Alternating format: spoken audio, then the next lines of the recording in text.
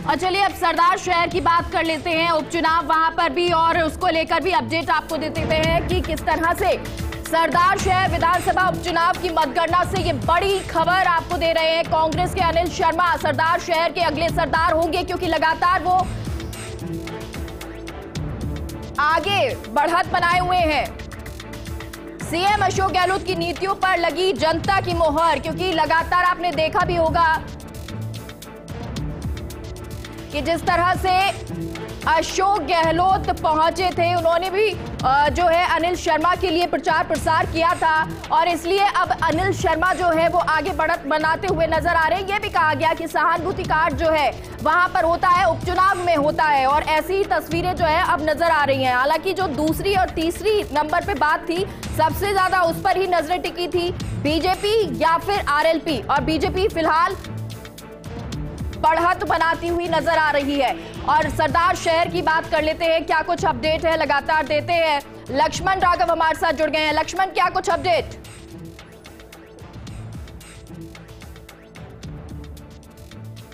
देखिए, 12वें राउंड के बाद कांग्रेस के प्रत्याशी अनिल शर्मा 23,000 मतों से आगे चल रहे हैं। भाजपा दूसरे स्थान पर चल रही है, आरएलपी तीसरे स्थान पर चल रही है। और देखिए, जैसा कि हमने कहा था चुनाव में वोटिंग के वक्त भी कि यहां पर मुख्यमंत्री अशोक गहलोत की योजनाओं को तो समर्थन मिला ही मिला, दिवंगत भंवरलाल की सहानुभूति की लहर जो है काम आई।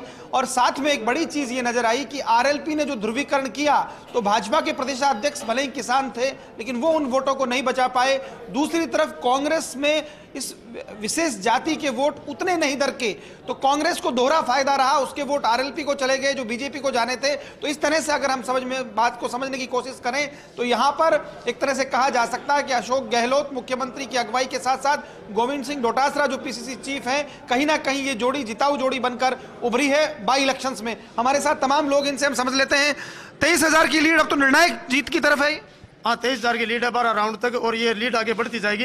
ये लगभग 26 और 27,000 के बीच के अंदर आके रुकेगी लीड सारी। और जिस प्रकार जो नेतागण बीजेपी के प्रचार करने ले आए थे, वो कहते थे विधायक का बेटा विधायक नहीं बन सकता, ये साबित करते हैं अगर योग्य हो ना तो जनता उसको जरूर विधायक बनाती है। योग्य हो तो जनता बनाती। क्या 2-3 कारण मानते हैं कि कांग्रेस को वोट मिले? भंवरलाल जी का भी बहुत बड़ा कारण था। अनिल जी तो एक बहुत अच्छे आदमी, लेकिन कारण क्या रहा आपको बताऊं मैं।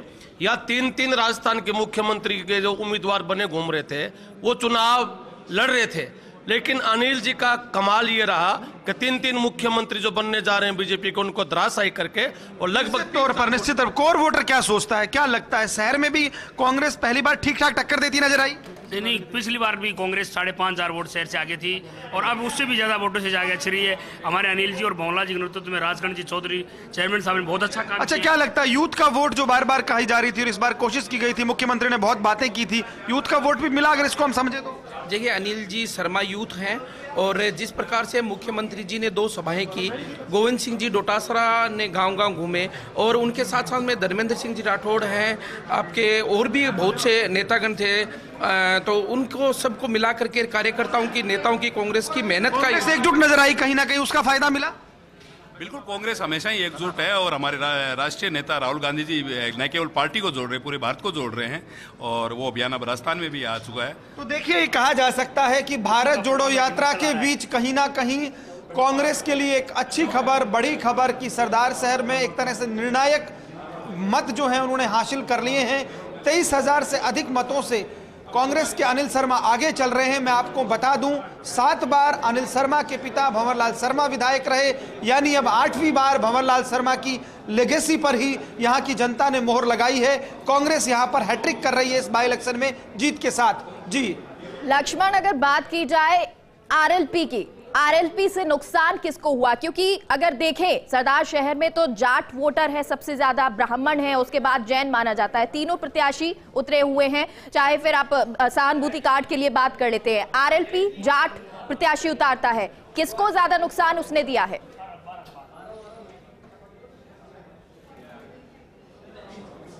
देखिए, निश्चित तौर पर ये जो डेंट लगा भाजपा के लगा, लेकिन मुझे लगता है कि भाजपा में उम्मीदवार चयन को लेकर जिस तरह की जद्दोजहद थी, राजेंद्र राठौड़ कहीं और नाम के पक्ष में थे, कुछ नेता कुछ और चाहते थे, इधर अशोक पींचा को संघ के होने के साथ साथ गुलाब चंद कटारिया का खास होने का बहुत सारी चीजें फैक्टर रही। तो मुझे लगता है कि जो जाट वोट बैंक है जो बीजेपी को जाता यदि आरएलपी नहीं होती तो ऐसा कयास है। अब देखिए राजनीति में संभावनाएं बहुत होती हैं, उन पर बात हमेशा होती है, तो मुझे लगता है वो बड़ा डेंट लगा, लेकिन उसके बावजूद ऐसा होता तो भी मुझे लगता नहीं जो अंतर है उससे कांग्रेस को कोई ऐसा फर्क पड़ता कि वो चुनाव हार जाती। ये कोई समीकरण नहीं बन रहा लग रहा मुझे। क्या लगता है भाई इस बार आप जो वोट मिले हैं ये जो कांग्रेस की सकारात्मक सोच की जीत है और जो मुख्यमंत्री जी आगे जो आखिरी बजट के अंदर जो आश्वासन देके गए कि अब जो अभी आखिरी बजट लक्ष्मण आपको रोकना